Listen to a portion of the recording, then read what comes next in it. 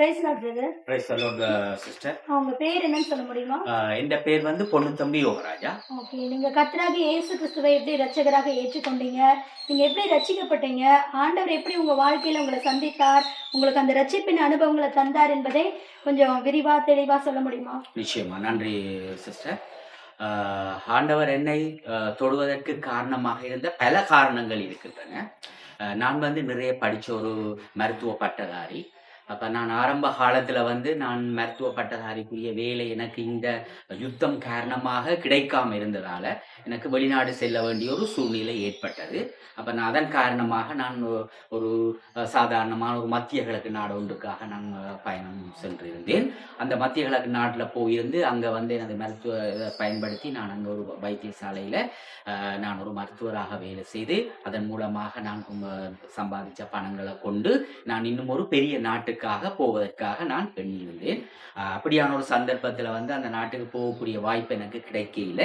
இருந்தாலும் நான் சேர்த்து கொண்ட அவ்வளோ பணத்தை நான் இழந்துட்டேன். அப்படியான ஒரு சூழ்நிலையில் நான் வாழும்போது நான் எனது மனைவியோட நான் எனது பிரச்சனைகளை நான் அவரோட கூறிய போது அப்போ மனைவி சொன்னா, உங்களுக்கு அழைப்பு அங்கே இல்லை இல்லை இல்லை என்று ஆண்டவர் நினைச்சிருக்கிற போல இருக்குது, நீங்கள் உடனடியாக எங்கள் நாட்டுக்கு வாங்குவோம்னு சொல்லியிருந்தா உடனடியாக நான் இந்த நாட்டுக்கு வந்தேன். இப்போ நாட்டுக்கு நான் இங்கே வந்து இறங்கின பிறகு நான் வெறும் கையோட வந்தேன். எதுவுமே என்னட்ட இருக்கையில் எல்லாத்தையும் விளந்துட்டேன். என் உயிரும் மட்டும்தான் அப்போ என்னட்ட இருந்தது. அப்போ நான் இங்கே வந்த பிறகு என்ன செய்வதுன்னு தெரியாத ஒரு சூழ்நிலையில் நான் இருக்கும்போது இந்த சொந்த இடம் வந்து திருகோணமலை. இப்போ நான் அங்கே இருந்து என்ன வழி செய்யலாம்னு சொல்லி நான் யோசிச்சு கொண்டிருந்த நேரத்தில் எனக்கு ஒரு சகோதரன் ஒரு அழைப்பின் மூலமாக நான் இங்கே திருச்சிக்கு வர வேண்டிய ஒரு சந்தர்ப்பம் வந்து ஏற்பட்டது. அப்போ நான் அவர் மூலமாக இங்கே வந்த நான் இருந்தும் அவர் என்ன வந்து நான் இறங்கின பிறகு அவர் என்ன கைவிட்டு சென்று விட்டேன். அப்போ அந்த சந்தர்ப்பத்தில் எனக்கு யாருமே இல்லை. அப்படியான ஒரு சூழ்நிலையில் நான் இருக்கும்போது மிகவும் எளிய மிகவும் தரம் குறைந்த ஒரு வாழ்க்கையாக நான் ஒரு பஸ் ஸ்டாண்டில் நான் படுத்திருந்தேன். அந்த நேரம் ஆண்டவர் என்னை தொட்டார். இயேசுவே, இயேசு ஆண்டவரே சோஸ்திரம். அப்ப ஆண்டவர் என்னை தொட்டார். இவர் மூலமாக என்னை தொட்டார் என்றால் எங்களுடைய இந்த சபையின் மேய்ப்பர் பாஸ்டர் கென்னடி மூலமாக என்னை தொட்டார். அப்ப நான் அவரை சந்திக்கக்கூடிய ஒரு சந்தர்ப்பம் ஒன்று ஏற்பட்டது. அப்ப ஏன் இவரை நான் சந்திக்க வேணும் என்ற ஒரு கேள்வி எனக்குள்ளேயே வந்தது. அப்ப நான் யோசிச்சேன், ரைட், இவரை சந்திக்கக்கூடிய சந்தர்ப்பம் எனக்கு இல்லை, இவர் யாரெண்டும் எனக்கு தெரியாது, இருந்தாலும் ஆண்டவர் என்னை தொட்டிருக்கிறார், என்னை வழி நடத்துகிறார் என்ற ஒரு போர்வையில நான் அவரை சந்திச்சு அவரிடம் அவர் கேட்டேன், நீங்க எங்க இருந்து வந்த, நீங்க என்ன செய்றீங்க, எப்படி இருக்கிறீங்க அதுன்னு கேட்டு நான் எல்லா விஷயத்தையும் நான் அவரோட பகிர்ந்து கொண்டேன். அப்ப அவர் சொன்னேன், இப்ப என்ன செய்ய போறீங்கன்னு கேட்டு நான் இப்ப கொஞ்சம் அடிமட்டத்துல இருக்கிறேன் பாஸ்டர், அதுல இருந்து கொஞ்சம் கொஞ்சமாக நான் மேல பெற வேணும், அதே நேரத்துல நான் ஆண்டவரையும் இன்னும் நிறைய அறிஞ்சு கொள்ள அப்படி ஒரு நிலை இருக்கிறது. நிச்சயமா நீங்க அப்படி அவங்களோட இடத்துக்கு தான் வந்துட்டு இந்த சர்ச்சில் கூப்பிட்டு எனக்கு சாப்பாடு வந்து உடுப்பு தந்து எனக்கு தங்குறதுக்கு வேறு ஒரு இடமும் எனக்கு ஒழுங்குபட்டு வந்து நான் அங்கேருந்து பிள்ளைகளை கொஞ்சம் பேரை சேர்த்து வச்சிருந்து கொஞ்சம் பிள்ளைகளை வச்சு நான் டியூஷன் கொடுத்து ஓரளவுக்கு நான் என்னோட பொருளாதாரத்தை கொஞ்சம் உயர்த்தி கொண்டு வந்தேன். அதே நேரத்துல ஆண்டவரை மிகவும் ஆர்வத்தோட விசுவாசத்தோட இரக்கத்தோட பார்க்கக்கூடிய ஒரு சந்தர்ப்பம் வந்து எனக்கு கிடைத்தது. ஆண்டவர் உண்மையிலேயே நல்லவர், ஆண்டவர் இரக்கமுள்ளவர், ஆண்டவருடைய உன்னதமான கிருபையை பெற்றுக்கொண்ட எவருமே ஆண்டவரை விட்டு விலக முடியாது. அதை மட்டும்தான் நான் மற்றவர்களுக்கு நான் சொல்ல விரும்புகிறேன். உண்மையிலேயே ஆண்டவருடைய ஒவ்வொரு உயிருள்ள வார்த்தைகளையும் நாங்கள் ஆழமாக விசுவாசிக்கும் போது நிச்சயமாக ஆண்டவர் எங்களுக்கு மிகப்பெரிய காரியங்களை மிகப்பெரிய கிருபையை செய்வார் என்று நான் மற்றவர்களுக்கும் கூறிக்கொள்ள விரும்புகிறேன். ரொம்ப அழகா சொன்னீங்க பிரதர். அதாவது ரட்சிப்பு என்பது உடனே கிடைக்கிறது இல்ல. அதாவது நீங்க உலக தோற்றத்துக்கு முன்பாகவே அன்பிலே பரிசுத்தம் உள்ளவர்களும் குற்றமில்லாதவர்களுமா இருப்பதற்காக அவர் தெரிந்து கொண்ட தேவன். அப்ப தாயின் கருவுல நீங்க உருவாகிறதுக்கு முன்பாகவே தேவன் உங்கள் மீது ஒரு நோக்கம் வைத்திருந்தார்.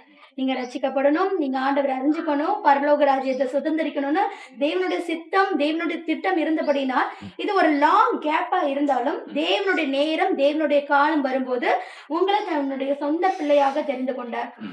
இன்னும் ஆண்டவருடைய அன்பை அதிகமா ருசி பார்க்க, ஆண்டவருடைய அன்புக்குள்ளாக வளர ஆண்டவர் உங்களுக்கு கிருபை செய்வார்.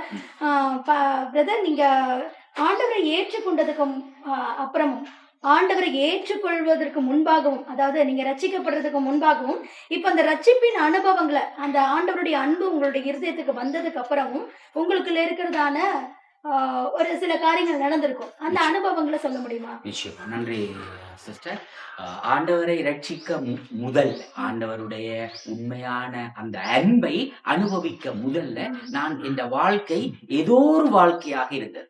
அதாவது பணத்தை சம்பாதிக்க வேணும், நல்லா சாப்பிடணும், அங்க இங்க போகணும், சொல்லி பண்ணணும், இப்படி ஒரு வாழ்க்கையோட வாழ்க்கை சிறிய சிறிய ஊழியங்களை நான் செய்து கொண்டிருந்தேன். அப்ப அப்படியாகி வாழ்ந்த என்ன ஆண்டவர் தொட்ட பிறகு நான் அப்படியான உலக காரியங்கள்ல இருந்து விடுபட்டு ஆண்டவருடைய கிரிகைக்குட்பட்ட காரியங்கள்ல நான் செய்வதற்கு என்ன நான் தூண்டிவிடப்பட்டேன். அப்படி ஒரு சந்தர்ப்பத்துல கிடைச்சதான் எனக்கு ஒரு மற்ற பிள்ளைகளுக்கு படிப்பிக்கக்கூடிய ஒரு ஆசை. அப்ப நான் மற்ற பிள்ளைகளை படிப்பிக்கும் போதும் நான் ஆன்மீகத்தோடையும் அதே நேரத்தில் அவர்களுடைய அறிவாற்றலையும் கொண்டுதான் நான் அந்த காரியங்களை செய்து கொண்டிருக்கிறேன். அப்ப இந்த அறிவாற்றலுக்கு காரணமா இருக்கிற ஏசப்பாவின் வாழ்க்கை வரலாறுகள், ஏசப்பாவின் அந்த உன்னதமான உயிர் உள்ள வார்த்தைகளையும் அவர்களோடு பகிர்ந்து கொண்டுதான் நான் என்னுடைய படிப்பை நான் செய்து கொண்டிருக்கிறேன். அதே நேரத்துல இப்ப அப்படியாக வாழ்ந்த என்ன மிகவும் ஆண்டவர் நெருக்கமாக தொடும்போது எனக்கு அண்மையில நான் ஒரு அதாவது ஒரு மருத்துவ கல்லூரிக்கு நான் எனது அப்ளிகேஷன் நான் கொடுத்திருந்தேன். அப்ப அந்த மருத்துவ கல்லூரி அப்ளிகேஷன் எனக்கு பதில் எதுவுமே வர இல்லை.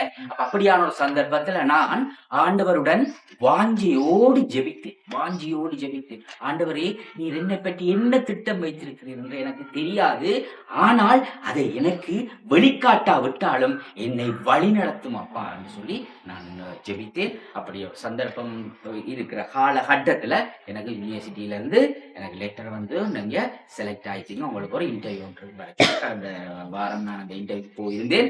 அந்த இன்டர்வியூல கேட்கப்பட்ட கேள்விகள் அனைத்துக்கும் ஆண்டவருடைய கிருபையினாலே எல்லா பதில்களையும் நான் கூறக்கூடியதாக இருந்தது.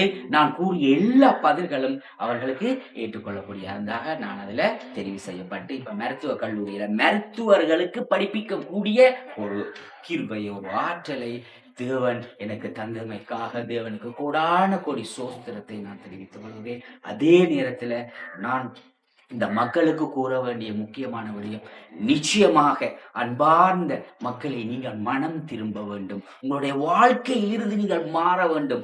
ஏசப்பாவின் உயிர் உள்ள வார்த்தைகளை ஏற்றுக்கொள்ள வேண்டும். ஏசப்பாவின் வாழ்க்கை வரலாறை அறிய வேண்டும். இதுதான் நீங்கள் செய்ய வேண்டிய உண்மையான நிரந்தரமான காரியமாக இருக்கணும். அந்த அடிப்படையில தான் எனது மருத்துவ இந்த படிப்பையும் அதே நேரத்துல மற்றவர்கள் படிப்பையும் நான் மேற்கொள்வதற்கு காரணமாக ஆண்டவர் என்னை தேர்வு செய்திருக்கிறேன் நான் நினைக்கிறேன். ஆகவே எல்லா மக்களும் நிச்சயமாக கடைசி காலத்துல நாங்க நிற்கிறோம். கடைசி நாட்கள்ல நாங்க நிற்கிறோம். அப்ப கடைசி நாட்கள்ல எங்களை மீட்பதற்கு வரப்போற ஒரே ஒரு தெய்வம் அந்த இயேசு கிறிஸ்து தான். அந்த இயேசு கிறிஸ்துவை நாங்கள் ஏற்றுக்கொள்ள வேண்டும். நிச்சயமாக இயேசு கிறிஸ்துவால் எல்லாம் மாற வேண்டும். இந்த உலக ஆசைகளுக்கு நிச்சயங்களுக்கு அடிமைப்பட்டு இந்த உலகம் அழிஞ்சு கொண்டு போகுது. ஒவ்வொரு மூலைகளையும் உலகத்திலே ஒவ்வொரு மூலைகளையும் அழிவுகளும் அதே நேரத்துல இச்சைகளும் ஏற்றுக்கொள்ள முடியாத சில சம்பவங்களும் நடந்து கொண்டிருக்கின்றன. இதெல்லாம் மாற வேண்டும் என்றால் நிச்சயமாக ஆண்டவரை நீங்கள் வாஞ்சையோடு நீங்கள் ஜெபிக்கும் போது, வாஞ்சையோடு கேட்கும் போது நிச்சயமா ஆண்டவர் உங்களுக்கு ஒரு புதியதொரு வாழ்க்கையையும் அந்த கடைசி காலத்துல நாங்கள் வாழக்கூடிய ஒரு உன்னதமான ஒரு வாழ்க்கையை ஆண்டவர் கூறிக்கொள்ள விரும்புகிறேன். நன்றி அப்பா. ரொம்ப அழகா சொன்னீங்க பிரதர். பிரதர் அதாவது டாக்டருக்கு படிச்சிருக்காரு. அவரோட வாழ்க்கையில எப்படி இருந்தது, அவர் நல்லா வெளிநாட்டுக்கு போகணும், நல்லா பணம் சம்பாதிக்கணும், நல்லா ஆடம்பரமா வாழணும், உலகத்தை நல்லா அனுபவிக்கணுங்கிற ஒரு இதுலதான் அவர் போயிட்டு நல்லா சம்பாதிச்சாரு. நல்ல ஒரு வேலை இருந்தது, எல்லாவற்றையும் அனுபவித்தார். ஆனா வாழ்க்கையில அவருக்கு நிம்மதி, சந்தோஷம், சமாதானம் எதுவுமே இல்லை. சில காரியங்கள்ல ஆண்டவர் அவர் மேல் வைத்திருந்ததான நோக்கத்தை அறிந்ததான தேவன் அவரை அதே வாழ்க்கையில விட்டு அவர் நிச்சயமா ஆண்டவரை ஏற்றுக்கொள்ள மாட்டார் இல்லையா? அதனால ஒரு சூழ்நிலை அனுமதிச்சு அவர் திரும்பவும் அந்த தேசத்துக்கு வரவும், அவர் அந்த தேசத்துக்கு வரும்போது அவர் சொன்னதான காரியங்களை பாத்தீங்கன்னா ஒரு பஸ் ஸ்டாண்ட்ல ஒரு பிச்சைக்காரனை போல இருந்தாராம். இல்லையா? இப்ப எளியவனை அந்த புழுதியிலிருந்து உயர்த்துகிறவர், சிறியவனை அந்த குப்பையிலிருந்து உயர்த்துகிறவர், ராஜாக்களோடு அமர செய்கிறதான தேவன் அவரோடு இருந்தபடியினால் ஒரு பரிசுத்தவான் அவரை போய் சந்திக்கவும், அவரோடு இடைபடவும், ஆண்டவருடைய அன்பை திரும்பவும் ஒரு விசை சொல்லவும், ஒரு பெரிய ரட்சிப்பை சுதந்திரித்துக் கொள்ளவும் ஆண்டவர் உதவி செய்தார். இவருடைய வாழ்க்கையில இவர் இங்க வந்து இன்டர்வியூ போவார்னு நினைக்கவே இல்லை, அந்த வேலை கிடைக்கணும்னு நினைக்கவே இல்லை. ஆனா ஆண்டவருடைய சித்தம் இப்படி இருந்தபடியினால் அந்த எல்லாருடைய கண்களையும் ஆண்டவர் தயவு கிடைக்க செய்தார், ஒரு பெரிய ஒரு வேலையை கிடைக்க செய்தார். நிச்சயமாகவே ஊழியக்காரர்களோடு தேவன் இருக்கிறார். அவர் வந்து உணர்ந்து கொண்டதான அன்பு என்ன தெரியுமா? ஊழியக்காரர்கள் இந்த அளவுக்கு நேசிக்கிறார்கள், நம்மளை விசாரிக்கிறார்கள். இவர்களுடைய அன்பை இப்படி இருக்குமானால் மெய்யான தேவனுடைய அன்பு எப்படியெல்லாம் இருக்கும் என்பதை உணர்ந்து கொண்டார். அந்த அன்பை உங்களுக்கும் சொல்றார். நிச்சயமாகவே இவருடைய சூழ்நிலைகள்ல யாரெல்லாம் கடந்து போய் கொண்டிருக்கிறீர்களோ, ஒரு காலத்துல நல்லா வாழ்ந்திருப்பீங்க, இப்ப தாழ்ந்திருப்பீங்க, நீங்க கர்த்தராகிய இயேசு கிறிஸ்துவை நோக்கி கூப்பிடுங்க. நிச்சயமாகவே ஆண்டவர் உங்களை உயர்த்துவார். பரலோக ராஜ்யம் சமீபமா இருக்கிறது, மனம் திரும்புங்கள். இந்த உலகத்தோட வேஷம் எல்லாம் கடந்து போகிறது.